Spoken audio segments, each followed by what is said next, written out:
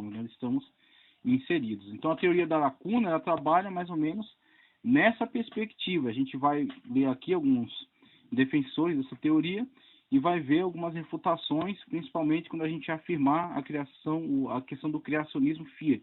Tá? O significado da palavra fiat está em tela também. Substantivo masculino usa-se no sentido de faça-se, seja, consinto nisso. Então, o criacionismo a partir da ordem da criação vinda da parte de Deus, tá ok?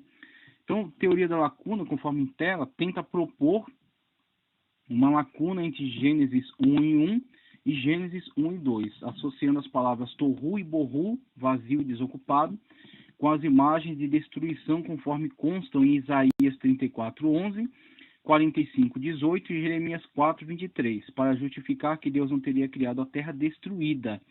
No entanto, diferentemente daqueles textos, o texto de Gênesis 1 e 2 não fala em terra destruída, em si em terra ainda sem forma. Tá? Então, já para construir um entendimento correto acerca do termo em hebraico que é empregado ali em Gênesis, tá? Em Gênesis 1 e 2. E ainda torce, esse conceito da teoria da lacuna, ainda torce a palavra raya, era, para fazer significar, aí temos uma exegese, né? E tentando incutir esse sentido aí nessa palavra, mas que na verdade o original não segue essa tendência, tá?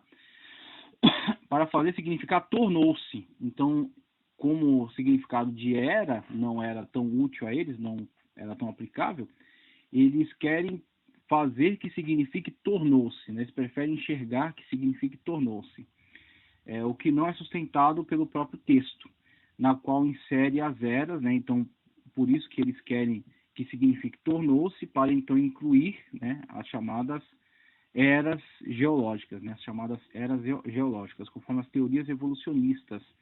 E ainda propõe teorias como o dilúvio de Lúcifer, da qual eu já expliquei, né, e da recriação da Terra. Então, em Gênesis 1 e 2 não haveria uma criação original, e sim uma recriação da antiga Terra de Gênesis 1 e 1, destruída no dilúvio de Lúcifer, conforme afirmado por Dake, tá? Por Dake. E em Gênesis 1 e 2, então, uma recriação e não uma criação. O que não é mencionado em qualquer outro texto sagrado, então não há outro texto que dê respaldo a esse tipo de entendimento. Tá? E o criacionismo fiat, conforme está em tela, um conceito mais ortodoxo, encara o texto bíblico como prioritariamente literal. Claro que existe também uma problemática no excesso de literalismo do criacionismo fiat.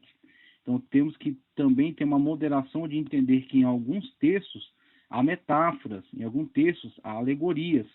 Então, não é todo texto que é extremamente literal. Então, o criacionismo fiat, em alguns momentos, comete o erro do excesso de literalismo, mas temos que buscar uma moderação nessa leitura, nesse entendimento.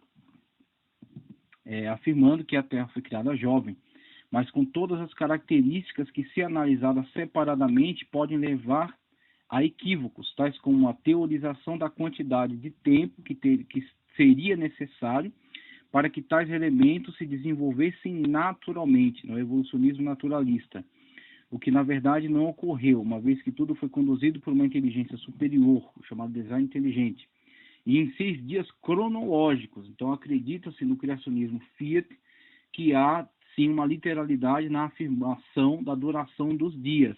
Inclusive, outras afirmativas bíblicas dependem dessa literalidade, essa leitura literal. Quando Moisés, por exemplo, vai utilizar, temos aí a citação, né? Ele utiliza-se da referência àqueles dias da criação para compará-los com os dias nos quais, né, o povo de Israel estava convivendo já, tá certo? E que eram sim dias literais. Então ele estabelece um elo muito forte de ligação entre aqueles dias e esses dias. Assim, temos que o entendimento de Moisés sobre o texto é de dias literais, né? Então, se apelarmos para uma questão de dia-era, tá? Conforme vamos ver outras teorias também, nós estaríamos atentando contra o entendimento do próprio autor. O autor não respalda esse entendimento. O entendimento do autor em hermenêutica, em exegese, nós temos, de fato, uma orientação para que a prioridade da interpretação seja o próprio autor, tá certo? O que interessa é o que o autor quis dizer. não o que eu quero que ele diga, não o que eu quero encontrar nas suas falas, né, no seu texto, mas sim o que o próprio autor disse. Então, a partir dessas regras de hermenêutica, nós vemos que favorece-se, então, o entendimento de Moisés, e o entendimento deste era que eram dias, de fato, literais. Na continuidade, veja, esses dias cronológicos, conforme nos é indicado por outros textos bíblicos, pois em 6 dias o Senhor fez os céus e a terra, o mar e tudo que neles existe. Mas no 7º dia descansou. Portanto, o Senhor abençoou o 7º dia e o santificou. Êxodo 20, 11. Moisés estava falando do dia sabático, tá certo? Um dia que tem começo, tarde e manhã, um dia que tem 24 horas.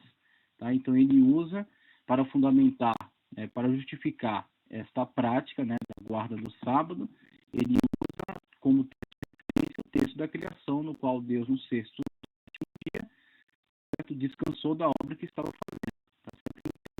Cessou a obra criadora. Continuou o trabalho, como Cristo depois de trabalho até hoje. O trabalho de Deus dá continuidade. A obra criadora de Deus pelo que